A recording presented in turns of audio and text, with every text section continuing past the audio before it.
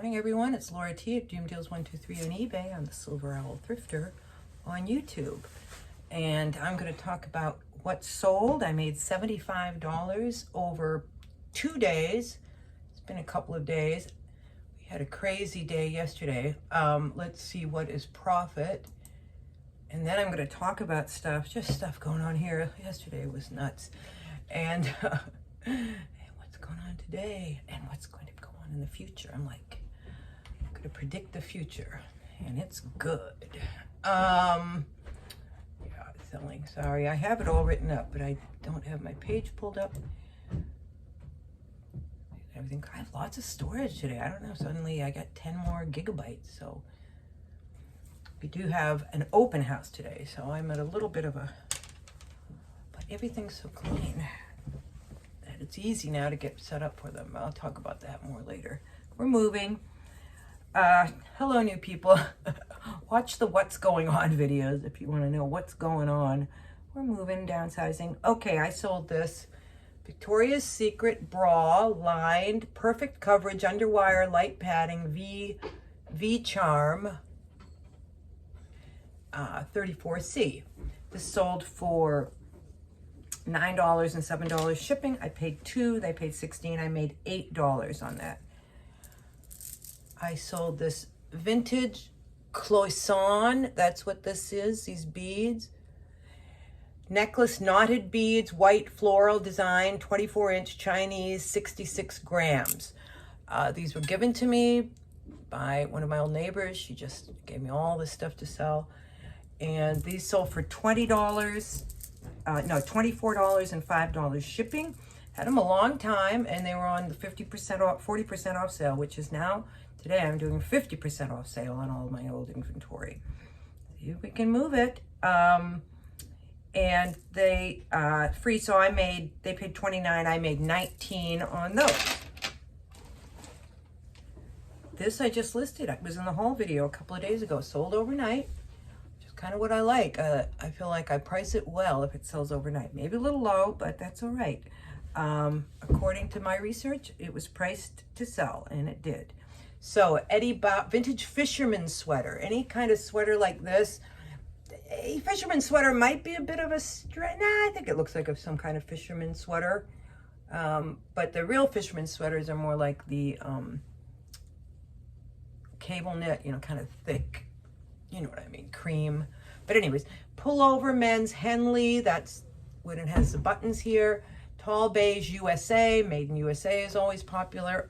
Paid $5 for it, and they paid $20 plus $10 shipping, so I ended up making $13 on this. It's not bad overnight. So I made it 75 gross and 40 net. Didn't add it because I didn't think I was going to do this today, so I was going to add tomorrow's to it. But then I was like, I don't have anything to do for 45 minutes. I'll go make a video. Tell everyone what's happening. All right, so I made 33,414 gross this year, 16,666. Why do I get these weird numbers? 16,666 net. Well, been thinking a lot about, okay, here's an example. This, when I came home and did kind of the thorough sell-through rate, it didn't look that great to me in a way. I mean, I couldn't really figure it out. It only had a couple sold and had more listed, maybe it was a 50% sell-through rate, but it sold overnight. So I think you have to look at, I decided to go forward doing it a different way. Instead of saying everything has to be 100% sell-through, that isn't practical, because they're really good, and it's not smart because there's a lot of items out there that sell huge volumes, but they might have, 5,000 listed, but 2,500 sold. If you can just get into that price point of the 2,500 that sold, you're automatically kind of making it more like 100%, if you see what I'm saying. So you can tweak what you're looking for and find out exactly, like if it's high volume, you can find out exactly where the sales are happening. And most sales, you know, a lot of sales happening on eBay these days are $20 and under. So you got to keep that in mind. I was watching more Big Yumbo, really binging on him because he made a video the other day saying he's so lazy because he's made so much money and he has so much money saved and so much invested that he just doesn't feel like working. And even when he doesn't work, he's pulling in $400 a day. And I was like, okay, I gotta really study what he is doing, this young kid. And he was asking for advice about, do you you know, what should he do? He's feeling just not motivated. Well, I told him, I said, you look like you've crushed it in eBay. You've done crushing it on YouTube. Maybe you need a challenge. I said, go big, Yumbo. So anyways, going forward here, I'm going to follow his lead. And I was watching him, and he does a lot of, you know, he was saying that one day he had $400 in sales, but almost everything was between $5 and $15. So my husband, when he retires, he's going to help me take pictures, which has always been the worst and slowest thing for me, but he's so fast and so good at it. I mean, I can easily see us as being retired, working together, listing easily 5 to 10 a day, and pretty easily probably a lot more. I think the challenge is going to be finding the inventory, I think, and the space for that inventory, because we're going from you know, a whole basement for my office and all my eBay operations to one room, maybe two, because I might use my bedroom.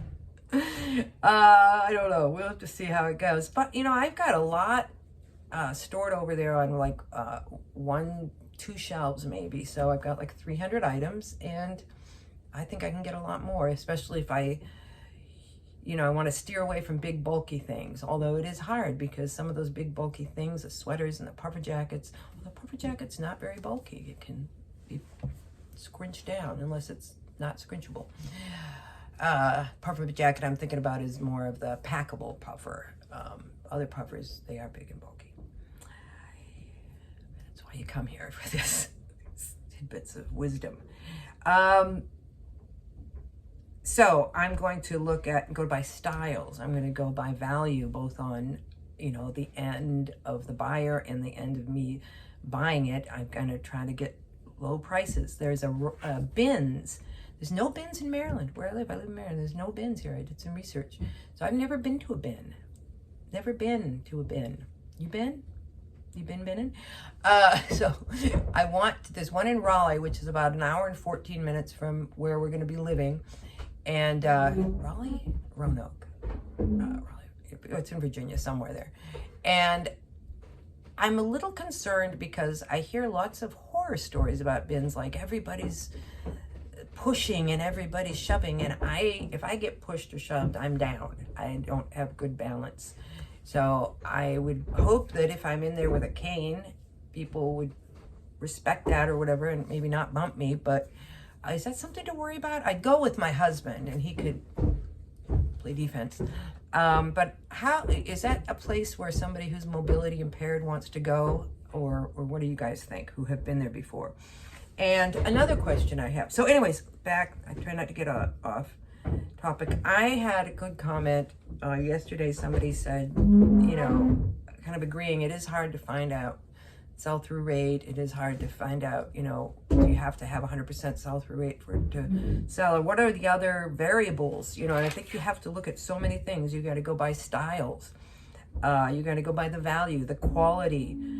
When picking something, you know, just look at the quality, you know, and after you have some experience with selling clothes, you can tell quality and stuff that looks like it's had a little more work put into it. And then look at volume. I think a lot of the everyday items that we sell are the ones that are high volume, because we can find a lot of them and we can sell a lot of them because people are buying a lot of them. So maybe it's going to be more like a 50% sell-through rate minimum, or maybe that's not even going to be something that I won't even look at it too much, you know, like if I can't find it, but I think it's a good, stylish, valuable, quality item, I'll buy it. And then run sales like crazy on the stuff that isn't selling to keep moving it. the things that I listed this last week, I've had lots of watchers and stuff, so I think I'm getting them. And then I got this sale. Yeah. Oh, yeah. The other thing I wanted to ask you guys, I don't know much about jewelry, and I'm thinking of listing these, but I don't know what to call this. Is it, I think they're African beads or something. Does anybody know? They got little birds. It came from that friend of mine, so I think it's really, and this is kind of another one. Does anyone know what this stone is? I should just take this off. Andrea, you know, my sister, she's a Jewy lover. You know, I don't think it's the same stone. This looks like a, I don't know what it is. Anyways, if you know, I'd like to know. And I'm also selling this denim jacket. It's got lace or something back here. Lace in the back. Anyways, it's a medium. So I'm selling that, and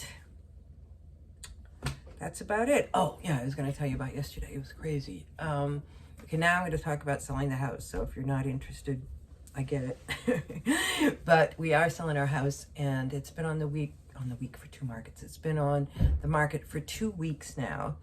And I'll be honest with you, I thought by now we would have an offer. So, however, let me tell you what happened yesterday.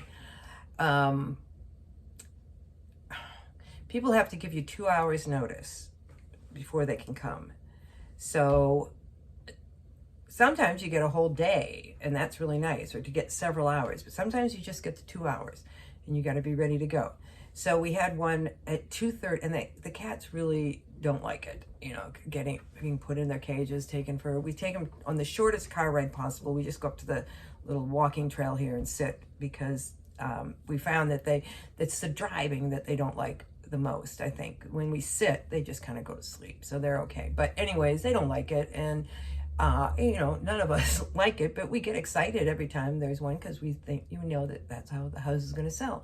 So we get it all cleaned up yesterday. We get in the car at 2:30 with the cats, and we had a 2:30 to 3 and a 4:30 to 5. So we get in the car with the cats, and then they cancel. They cancel like after they're supposed to be there. And we're like, okay, let's go back. Then we go back, and then we get another one saying they want to reschedule at the 4:30 to 5 hour. Because sometimes 2 realtors will come at the same time, and that's okay. Actually, it kind of looks good for the seller, because it's like, oh, this is so busy that there's more than one person here. And so they rescheduled from 4:30 to 5, and we're like, okay. And we're happy, because we're like, okay, they're coming at the same time as the other people, and that's really nice, because then you don't have to leave twice.